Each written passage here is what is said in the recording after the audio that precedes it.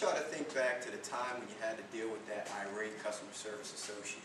The guy, he had no regard for the customers, no regard for his authority, and didn't even present his company well. The guy was he just had a bad attitude. Well, I want you to think about that as I develop my point tonight. Now, what I plan to talk about is mandating the military and or college a solution to decreasing violence and or unemployment. Well, I say yes. And I plan to prove that, one, by developing the problem, which is increased violence and unemployment. Then I plan to propose a solution, which is a 4-year plan. Now, my experience with this is that I was once that customer service associate. I was that guy who had a bad attitude, lack of education, and I was easy to fly off the handle. But then I joined the military, got a little bit of college under my belt, and I kind of turned out well. You know, I learned a lot through the training and my education. Also, through the field research and statistics under the U.S. Census Bureau, a person that graduates with a bachelor's degree makes 50% more annual salary over his lifetime than a person with a high school education.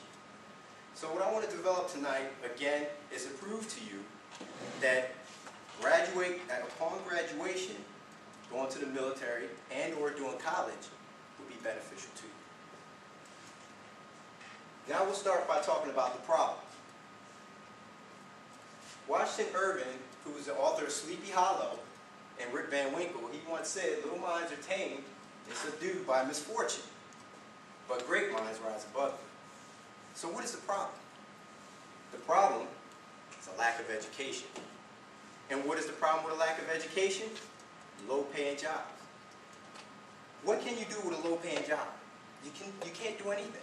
There's not too much you can do with a low-paying job. You have no financial stability, but you have no financial investment.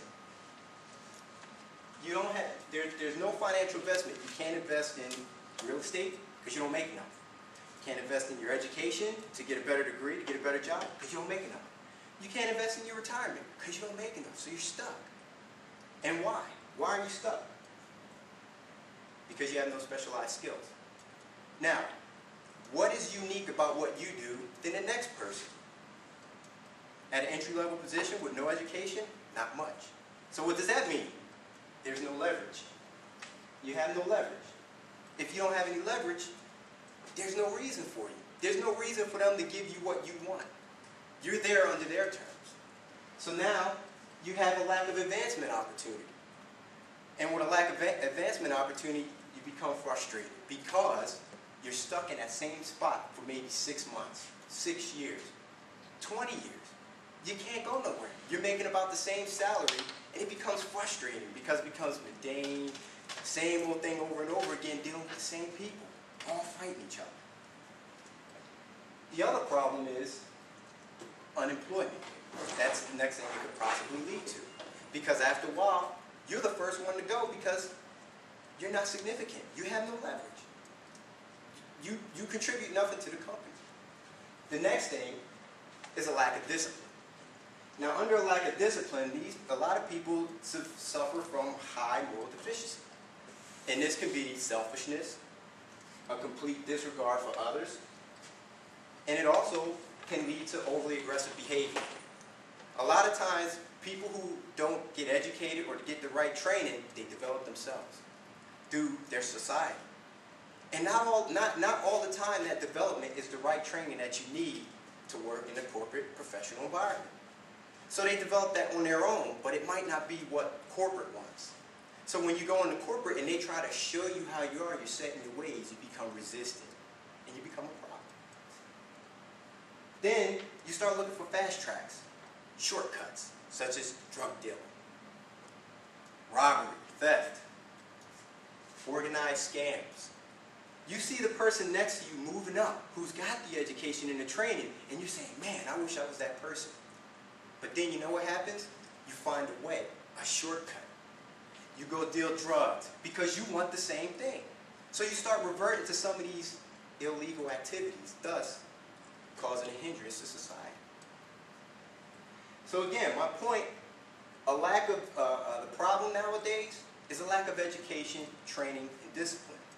So now what I plan to talk about is the proposal, the 4-year plan, if it ever comes up. Now, under the 4-year plan, Elliot Hubert, a renowned late 18th century writer, he once wrote, "A failure is a man who has blundered, but is not able to cash in on his experience." So what is the 4-year plan? A college education. Now, under the college education, what is the benefit of a college education? Greater leverage and advancement. With a college education, you're well-versed in education. You're well-versed in the job description. You're well-versed in dealing with people. That's what they want. You have something that the next person doesn't have. Not everybody has a college education. So that gives you leverage. Next, you have a higher starting salary. With the advancement and the leverage, you could command a larger starting salary and more greater responsibilities and opportunities because of the more people you're in charge of, the more responsibilities that you have. So it leads to greater benefits. Then you have the military discipline and training, developing organizational behavior, learning how to work under somebody, learning how to work above somebody, learning how to delegate, operational management. You learn how to plan, schedule, again, delegate, coordinate.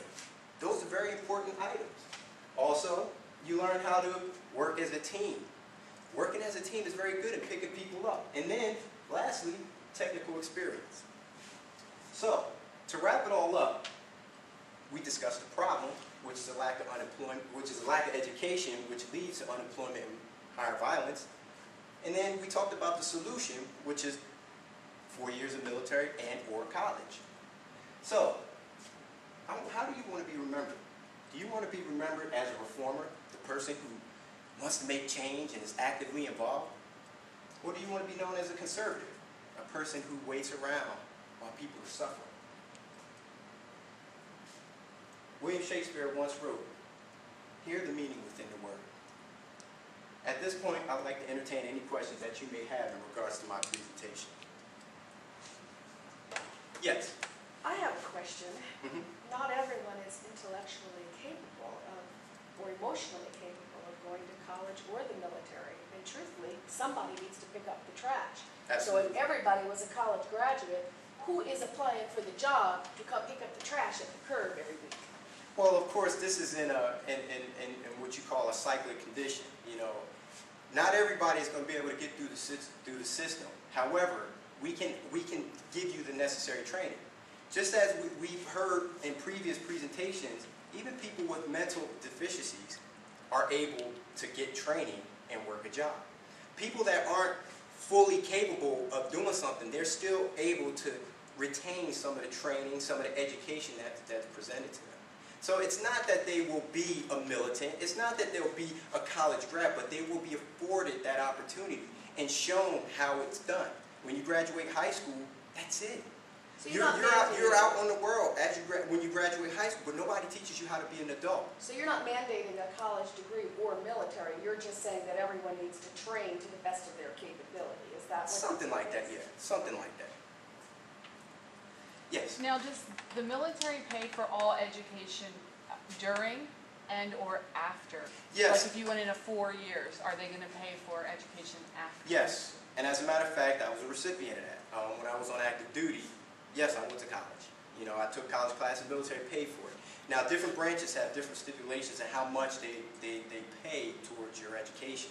So, the Army pays 100%, the Air Force pays 100%, the Marines pay 100%, but the Navy only gives you 20 credits a year. So, it varies. So, during your service, yes, you can go to school on the military's dime, but sometimes there are limits, especially when it comes to cost. And then, when you get out, depending on how you served, what program you signed up, you might be afforded the GI Bill. Right now, I go to Drexel full-time. I go full-time, paid out of pocket everything. Or I don't pay nothing out of pocket. Drexel pays for everything. They pay for my books, tuition. I get paid to go to school. I get paid to go to school by the VA. The VA pays me roughly $2,000 a month to go to school for free at Drexel. Nice. So. That's a good benefit. Yes, it is. And, you know, and later on I'll discuss, you know, I mean, just for future reference, what that program is all about. Do I have a question? Would you be in favor of having our government do the same thing that Israel does and mandates all their young adults at the age of 18 go to be in the military for a certain period of time, and then as a reward of that get college education? If it was my decision, yes. Because through my experience, the military has helped me a lot. I was always said that I had a lot of potential. But when I graduated high school, I went to college for 1 year, and I didn't know how to be an adult because I was so eager to get out of mom's house. I was so eager to get out into the world where I made a bunch of mistakes because I wanted to just be free. I had nobody to show me the way anymore. Once I left mom's house, nobody showed me the way. I did it on my own. I didn't flunk out, but mentally, I flunked out. You know, I could have stayed in college. The professors, they helped me, but the distance where I was at was too far. I left for too long, and I became a problem myself. So if it was my choice, yes, I would obligate everybody to join the military, because the military brought everything that I could be and made me what I am. It brought everything together. It brought this trait, everything where my mind was always wandering. It brought it all together and showed me the way. So now, with the training through the military, I was able to go to school. I'm getting grades higher than I ever got before. I never got straight A's before. I achieved the 4.0, and I work full time. I'd go full time for a whole year, 3 straight semesters, and I got a 9.34 GPA. Never in my life have I had over a 3.5, ever. And I'm doing it as a grown adult. And there's many other things that I do in my time in which I juggle my time. I'm a full-time parent, full-time husband. I'm in the reserves. I participate in a lot of activities at school.